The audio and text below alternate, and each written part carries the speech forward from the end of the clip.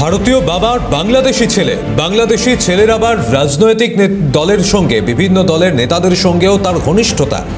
তাই ক্যামেরার সামনে কিছু বলতে ভয় পাচ্ছেন অনেকেই। ছেলেটির স্ত্রীর স্বীকারোক্তি, ভোটার লিস্টে নাম নেই স্বামীর।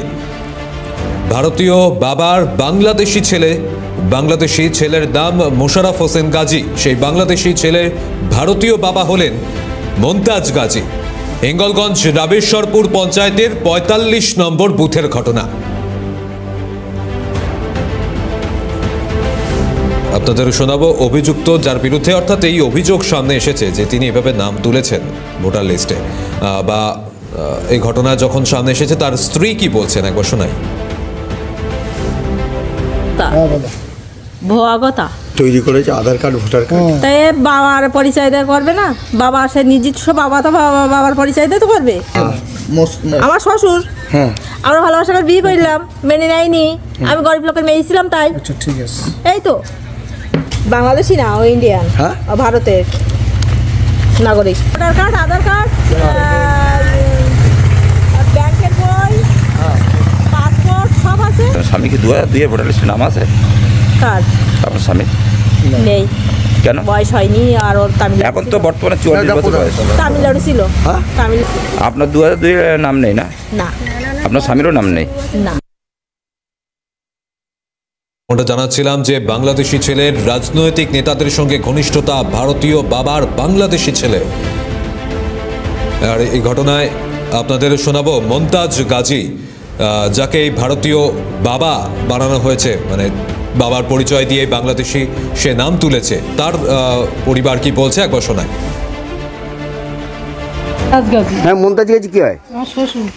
আর এই মোশাররফ হোসেন গাজী কেউ হয় আপনাদের? হ্যাঁ, আমাদের কিচ্ছু হয় না।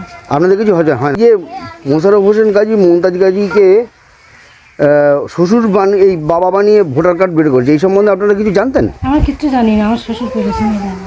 জানেন না, তাই তো? এর আবহে এই ঘটনার সামনে আসতেই বিএলও তিনি কি বলছেন শোনাবো আপনাদের। ফর্মটা তাদের দেয়া, তাদের কাছে ফিল আপ করে নিয়ে আমাকে জমা করা। তো আমি সেহেতু উনি অনলাইন করেছেন, আর আমার কাছে একটা অপশান আছে সেটাকে ওকে করার। তো আমি ওনার কাগজপত্র দেখে আমি যেটা দেখেছি যে ওনার নাম আছেন এবং ওনার ভোটার কার্ড, আধার কার্ড সব আছেন। যতটুকু আমার দেখার দায়িত্ব আর কি, আমি তো তার বাইরে কিছু করতে পারি না। আমি দেখেছি যে সব ঠিক পেয়েছি আর কি, সেহেতু আমি ফর্মটা জমা নিয়েছি আর কি। আর যদি কোনো অবজেকশন থাকে সেটা আমার বিডিও অফিস আছে, আমার হাই অথরিটি আছে, তারা সেটা তদন্ত করুক, সেটা তার হিয়ারিং করুক, সেটা যেটা করলে। এই ঘটনায় পঞ্চায়েত সমিতির সভাপতি কি বলছেন তিনি শোনাবো আপনাদের। তদন্ত করে দেখতে হবে। আর ঘটনা তো নির্বাচন কমিশনের ব্যাপার, ভোটার লিস্টে কাদের নাম থাকবে কি না থাকবে সেটা নির্বাচন কমিশন ঠিক করবে, যাচাই করে। যেটা ভারতীয় সংবিধানে যেটা নিয়ম আছে ভোটার হওয়ার জন্য যে বিধিনিষেধ, সেই মাফিক হবে। এটা নির্বাচন কমিশনে ঠিক করবে, এটা তো আমাদের কথায় হবে না।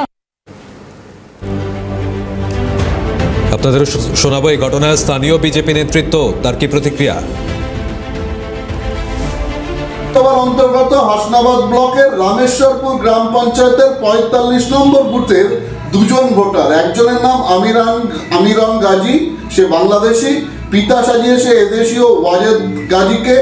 আর একজন হচ্ছে মোশাররফ হোসেন গাজী, পিতা সাজিয়েছে এদেশের মোস্তাক গাজীকে।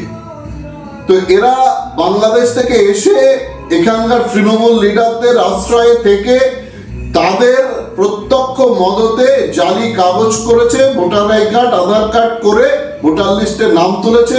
এরাই তৃণমূলের হয়ে বুথে বুথে সন্ত্রাস করে, এরাই ফর্জি ভোট দিয়ে তৃণমূলকে